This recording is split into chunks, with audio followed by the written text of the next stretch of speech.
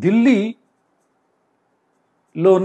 ఆప్ MP అంటే ఆప్ party Rajya Sabha సభ్యురాలు మాలీవాల్పై స్వయంగా ముఖ్యమంత్రి గృహంలోనే దాడి జరగడం ఢిల్లీలో ముఖ్యంగా ఆప్ పార్టీలో ఏర్పడిన అరాచకానికి పరాకాష్ఠగా భావించవచ్చు. ఒక పార్టీ సీనియర్ మహిళా నాయకురాలికి ఇలాంటి అవమానం ఎదురవ్వడం, ఆ మహిళా నాయకుని పట్ల అరవింద్ కేజ్రీవాల్ వ్యక్తిగత సిబ్బంది దారుణమైన దాడికి పాల్పడడం, దానిపై ఇంతవరకు అరవింద్ కేజ్రీవాల్ కానీ, ముఖ్యమంత్రి కార్యాలయం కానీ, లేదా ఆప్ సీనియర్ నాయకులు కూడా ఏమాత్రం స్పందించకపోవడం ఇప్పుడు చర్చనీయాంశంగా మారింది. అరవింద్ కేజ్రీవాల్ జైలుకు వెళ్ళి వచ్చినప్పటి నుండి వరుసగా జరుగుతున్న ఇలాంటి సంఘటనలు ఆప్ను మరింత ఇక్కట్లలోకి నెట్టివేస్తున్నాయి. అరవింద్ కేజ్రీవాల్పై వచ్చిన వ్యక్తిగత ఆరోపణలను ఎదుర్కోవడంలో ఆప్ వైఫల్యం చెందుతోందన్న విమర్శలు తలెత్తుతున్నాయి.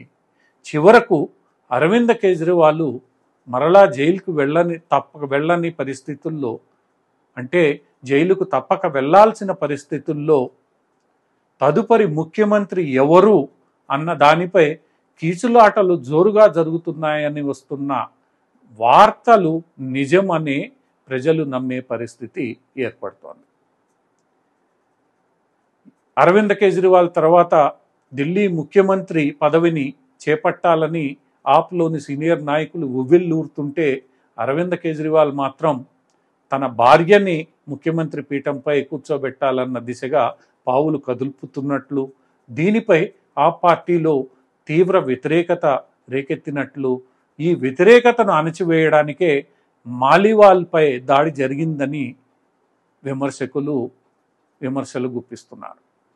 ఏది ఏమైనప్పటికీ రాజకీయాలను మారుస్తానని, అవినీతిని రూపుమారుస్తానని, రాజకీయ నాయకులను ప్రక్షాళన చేసి నీతివంతులుగా తయారు చేస్తామని హామీలతో దేశంలో ఎదిగిన ఆప్ పార్టీ ఇప్పుడు చివరకు అదే అవినీతి ఆరోపణల్లో, కుటుంబ రాజకీయాల్లో, వర్గ పోరులో పూర్తిగా కూరుకుపోయి తాను ఒక ఫక్తు రాజకీయ పార్టీగా మారిపోయానని, తనకు ఇతరులకు ఏమాత్రం తేడా లేదనే రీతిలో సాగిపోవడం జరుగుతుంది. ఇలా వరుసగా జరుగుతున్న పరిణామాలు రేపు ఢిల్లీ పార్లమెంటు ఎన్నికల్లో ఖచ్చితంగా ప్రభావం చూపనున్నాయి. ఆ ప్రభావం ఎలా ఉంటుందో అన్న దానిపై ఇప్పటికే విశ్లేషకుల్లో తీవ్రమైన చర్చ జరుగుతుంది. ఢిల్లీ పార్లమెంట్ ఎన్నికల్లో దీని ప్రభావం ఒకలా ఉంటే, మరోవైపు అరవింద్ కేజ్రీవాల్ వైఖరి కారణంగా పంజాబ్లోని కాంగ్రెస్ పార్టీకి వ్యతిరేకంగా మాట్లాడలేని పరిస్థితి దాపురించింది. దీంతో అరవింద్ కేజ్రీవాల్ను పంజాబ్ రావద్దని పంజాబ్ యూనిట్ కోరుతున్నట్లు సమాచారం. తద్వారా అరవింద్ కేజ్రీవాల్ యొక్క ప్రాధాన్యత కొంతమేర తగ్గినట్లు.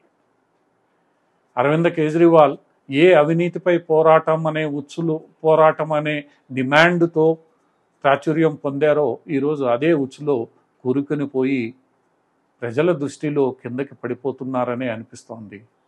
ఇదే జరిగితే భవిష్యత్తులో అవినీతిపై పోరాడడానికి ఎవరు సిద్ధం కారేమో, అందుకు ఎంతో తెగువ కావాలేమో కూడా